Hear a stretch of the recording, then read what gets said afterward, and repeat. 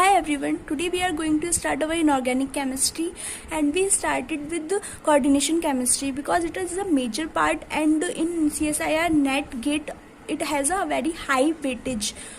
लगभग 50% जो पोर्शन होता है वो हमारा कोऑर्डिनेशन केमिस्ट्री और ऑर्गेनोमेटेलिक केमिस्ट्री से ही कवर हो जाता है. सो इसको करना बहुत ज़्यादा इंपॉर्टेंट है, इसीलिए मैंने पहले केमिकल बॉन्डिंग और जनरल इनऑर्गेनिक केमिस्ट्री कराने से पहले इसे कराना ज़्यादा बेटर समझा.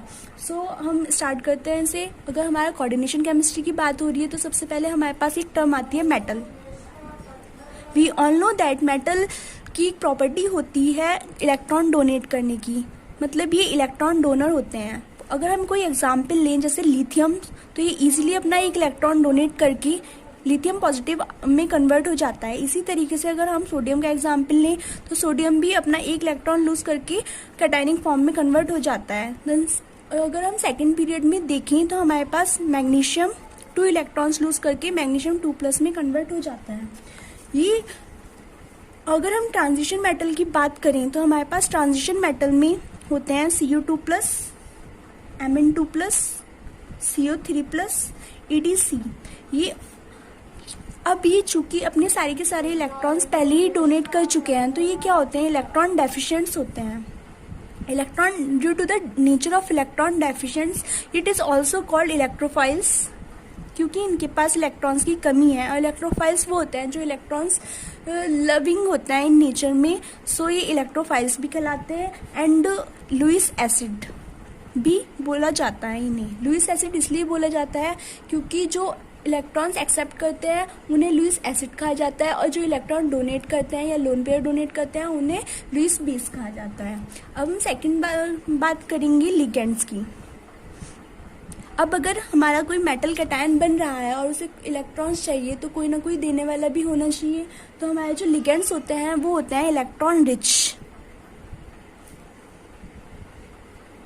मतलब इनमें कम से कम एक लोन पेयर होना चाहिए जो मेटल आयन को दे सके.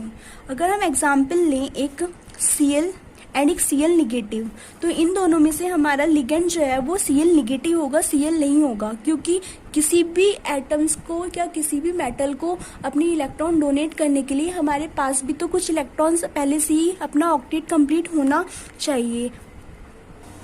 हमारा जो Cl है उसकी आउटर मोस्ट शेल में 7 इलेक्ट्रॉन प्रेजेंट होते हैं. इसमें 1 इलेक्ट्रॉन्स की कमी है, इस वजह से ये अपने इलेक्ट्रॉन्स देने से पहले एक इलेक्ट्रॉन लेना पसंद करेगा. जबकि हमारा जो Cl निगेटिव है उसका ऑक्टेट कंप्लीट है और उसके ऊपर नेगेटिव चार्जेस और एक लोन पेयर भी प्रेजेंट है, तो ये हमारा लिगेंड का वर्क करेगा. अब हम बात करते हैं कोऑर्डिनेट बॉन्ड की. कोऑर्डिनेशन केमिस्ट्री है तो कोऑर्डिनेट बॉन्ड के थ्रू ही सारी की सारी केमिस्ट्री बन रही है. तो कोऑर्डिनेशन बॉन्ड क्या होता है हमारा, sharing of electrons. Sharing of electrons 2 types की होती है. एक में तो कोवलेंट बॉन्ड बनता है और एक में कोऑर्डिनेशन बॉन्ड बनता है. अब ये कुछ इस तरीके से दिखाया जा सकता है कि अगर हमारे पास एक A है एंड एक B है और दोनों के पास 1 इलेक्ट्रॉन प्रेजेंट है, अगर इन दोनों ने ओवरलैपिंग कर ली, एक इलेक्ट्रॉन की शेयरिंग कर ली, तो ये हमारा बनता है कोवलेंट बॉन्ड. बट अगर हमारा A के पास एक वैकेंट ऑर्बिटल है एंड B के पास एक लोन पेयर प्रेजेंट है, तो ये क्या करता है कि B जो है अपने अगर लोन पेयर को A के एम्प्टी ऑर्बिटल में डाल दे या मतलब A के साथ शेयर कर ले, तो इसको क्या कहा जाता है, इसको कहा जाता है coordinate bond.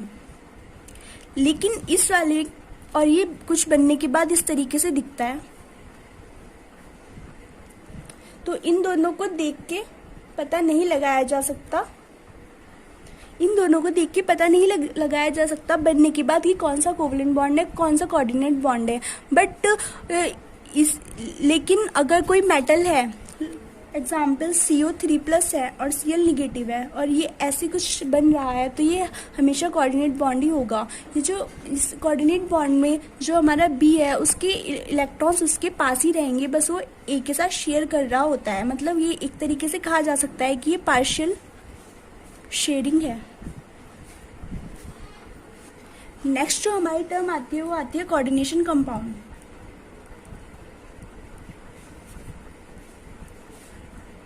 The compound in which metal cation is attached to the group of ligand through coordinate bond is called the coordination compound. इसे हम दिखाना चाहें तो इस तरीके से दिखा सकते हैं. ये हमारा कोई मेटल है, उसके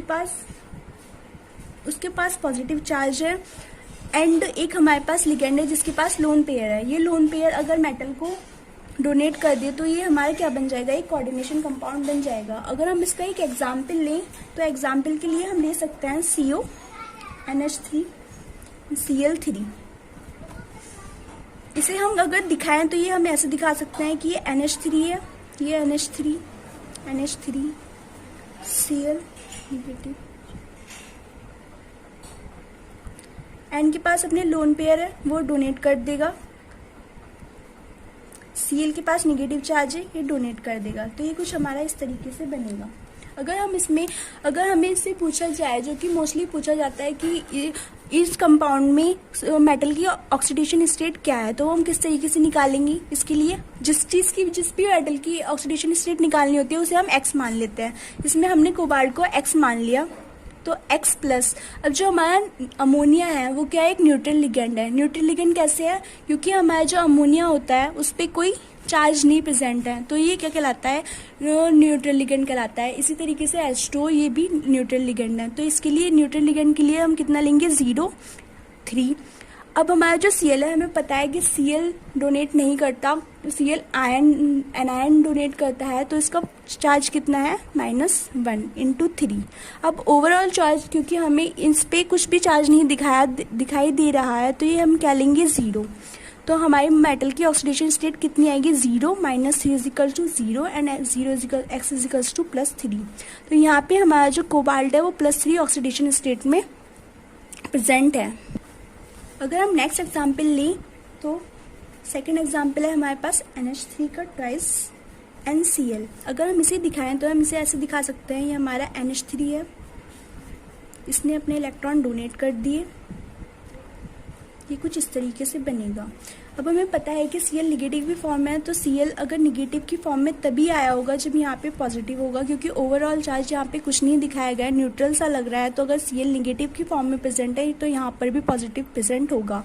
तो अगर हम इसमें हमें Ag की ऑक्सीडेशन स्टेट निकालनी हो तो हम इस तरीके से निकाल सकते हैं, X प्लस अमोनिया पे कोई भी चार्ज नहीं है तो 2 × 0 और ओवरऑल चार्ज हमारा है +1, क्योंकि यहाँ पे निगेटिव है तो यहाँ पे पॉजिटिव होगा.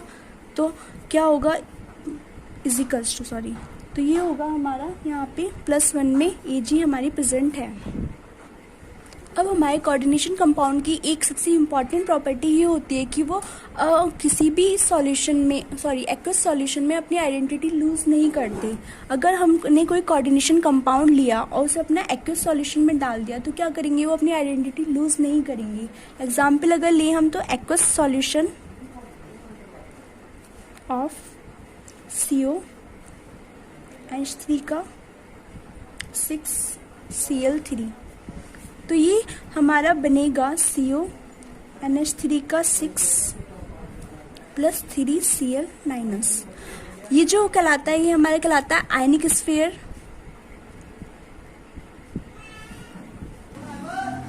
अगर हम इसे एक्वस सॉल्यूशन लें और उसको एक्वस सॉल्यूशन में इसे आयनाइज कराएं तो क्या होगा, ये जो हमारा ब्रैकेट वाला पार्ट है ये आयनाइज नहीं करेगा, लेकिन ये जो ब्रैकेट के बाहर वाला पार्ट है वो जो है आयनाइज हो जाता है. तो इसलिए ये आयनिक स्फीयर कहलाता है.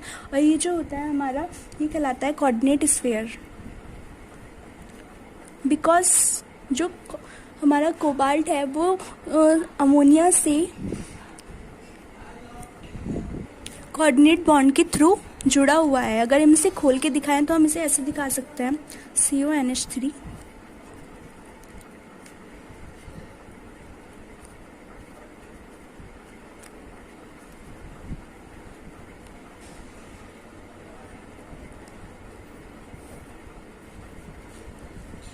Cl plus 3Cl-. अब क्या होगा, ये जो है अगर हम इसे दोबारा, अगर कोई ये कहे कि इसे आगे भी ऐसे लिखा जा सकता है, CO3 + 6NH3, तो ये रॉन्ग है. ये जो है अपनी आइडेंटिटी लूज नहीं करता है. तो जो भी प्रॉपर्टी होती है कोऑर्डिनेशन कंपाउंड में वो उसके कोऑर्डिनेट बॉन्ड के वजह से ही होती है. तो अगर कभी भी आपके पास कोई ऐसा कंपाउंड दिखे तो उसमें क्या होगा, जो हमारा बाहर वाला, जो स्फीयर के बाहर वाला जो पार्ट है वो आयनाइज हो जाएगा, और जो अंदर वाला है वो कभी भी उसके बॉन्ड टूटते नहीं हैं। अब बारी आती है कॉम्प्लेक्स की। कॉम्प्लेक्स क्या होता है? कॉम्प्लेक्स जो होते हैं हमारे 3 टाइप्स के होते हैं। एक होता है मॉलिक्यूलर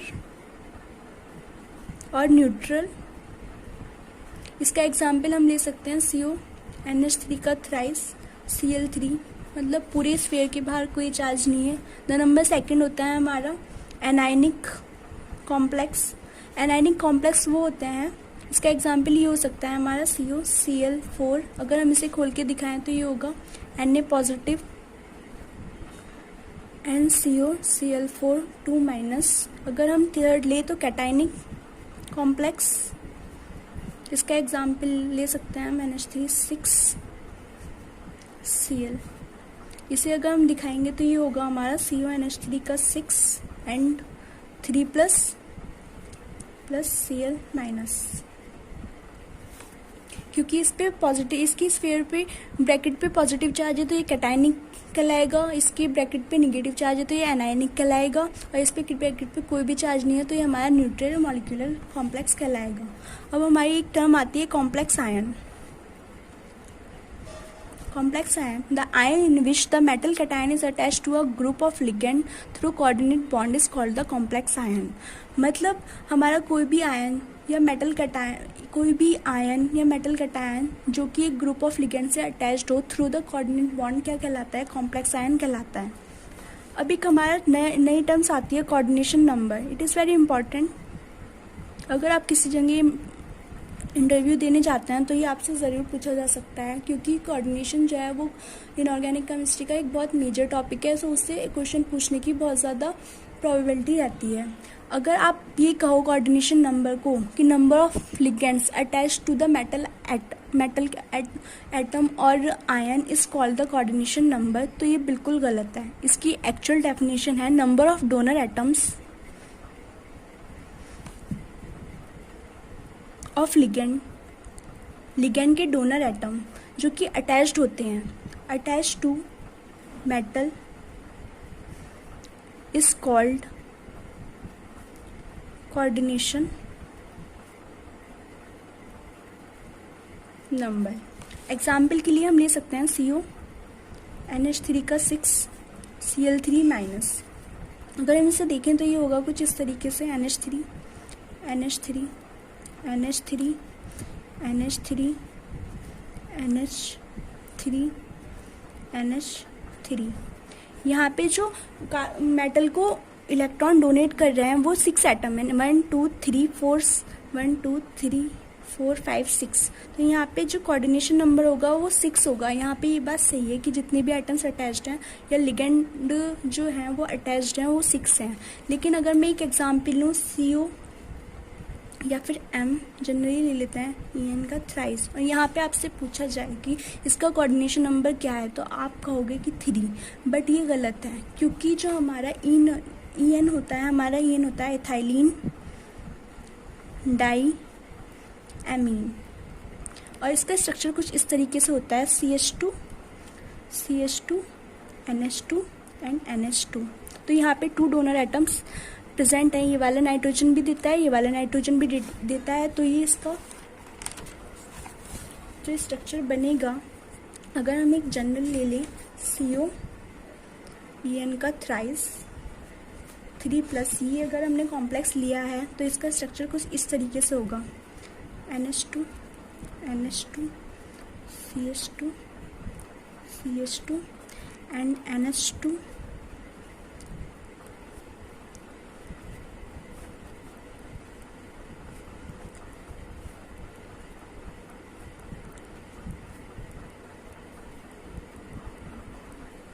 अगर हम अब इसमें डोनर एटम्स गिने कि हमारे मेटल को कितने इलेक्ट्रॉन्स कौन से एटम्स दे रहे हैं, तो यहाँ पे 1 2 3 4 5 6, तो हमारा जो कोऑर्डिनेशन नंबर हो जाएगा वो 6 हो जाएगा। आई होप आपको ये बात समझ में आई हो।